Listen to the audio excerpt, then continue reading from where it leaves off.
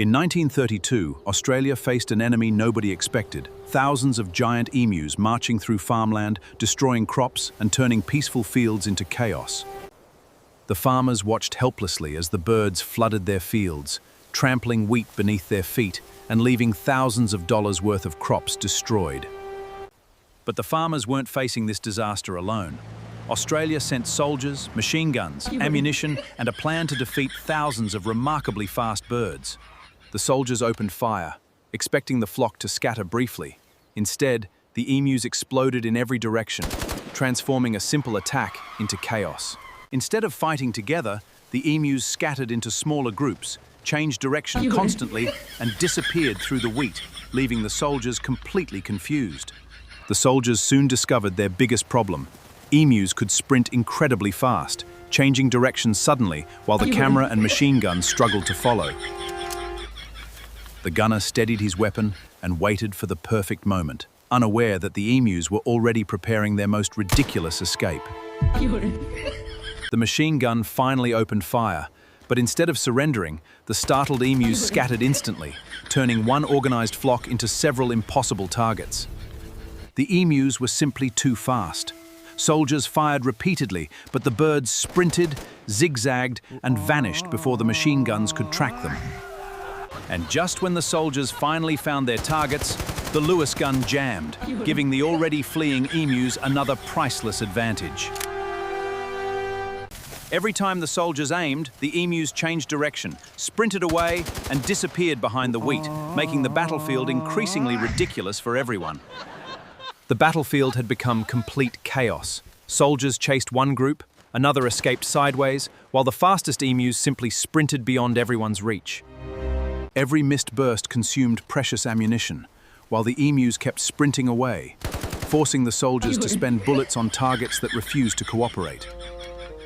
By now, the soldiers weren't chasing an enemy army, they were chasing incredibly fast birds, and the birds were winning that race spectacularly.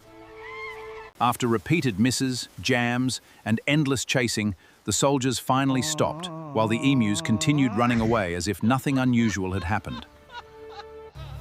And that was the Great Emu War. Soldiers arrived with machine guns, ammunition, and confidence, and left with exhausted feet, empty hopes, and defeated pride. But the strange story wasn't finished. Even after the soldiers withdrew, the emus remained across the farmland, running freely through the wheat.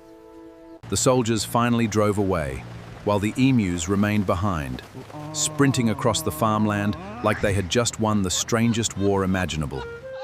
Soon, the bizarre battlefield story reached newspapers, turning Australia's failed military campaign against giant birds into an unforgettable national embarrassment.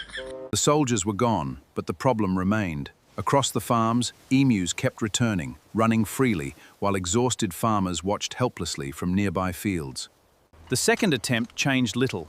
Whenever soldiers concentrated their fire, the emus split apart, sprinted away, and left the machine gunners chasing empty ground. The commander was beginning to understand the problem. These weren't ordinary targets, because every time soldiers aimed, the emus simply changed the rules.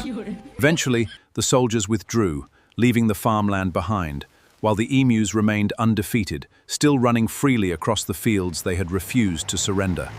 With the soldiers gone, the emus simply continued their daily business, leaving behind one of history's most ridiculous military defeats on record. Behind the military embarrassment was a real agricultural problem. Farmers still had thousands of hungry emus moving rapidly through valuable wheat fields. For the farmers, the war was hardly over. Without military protection, they still faced thousands of fast-moving birds damaging crops across their land. With the first operation proving ineffective, officials now faced an uncomfortable question. If machine guns failed, what could possibly stop these remarkably stubborn birds?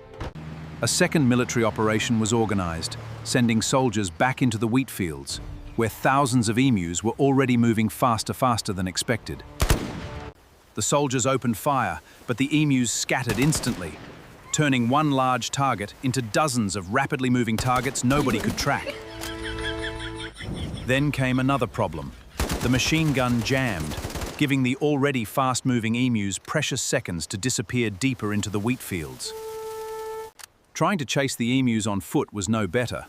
The birds accelerated, changed direction, and quickly left exhausted soldiers struggling behind them.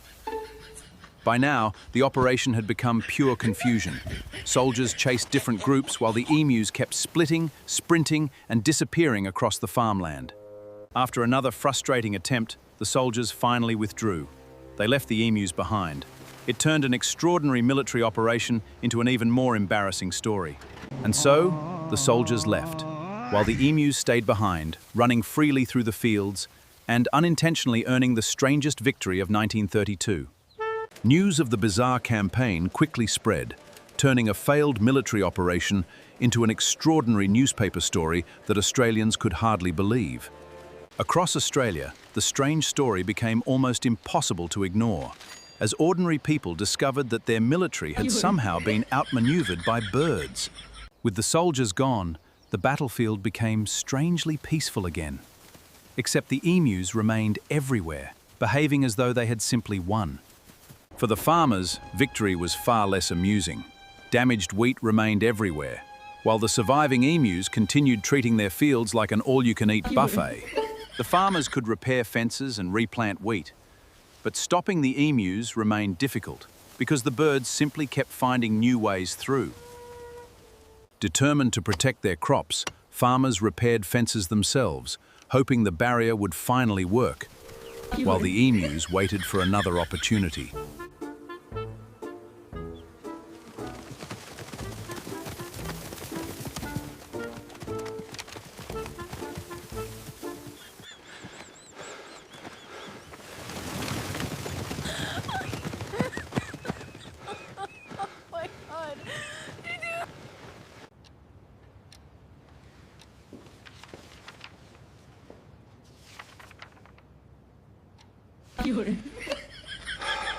Years later, the strange episode remained unforgettable. A military campaign against enormous birds had become one of history's most extraordinary and unlikely stories. What began as a military operation was already becoming something stranger. A remarkable Australian story that newspapers, farmers, and soldiers would remember.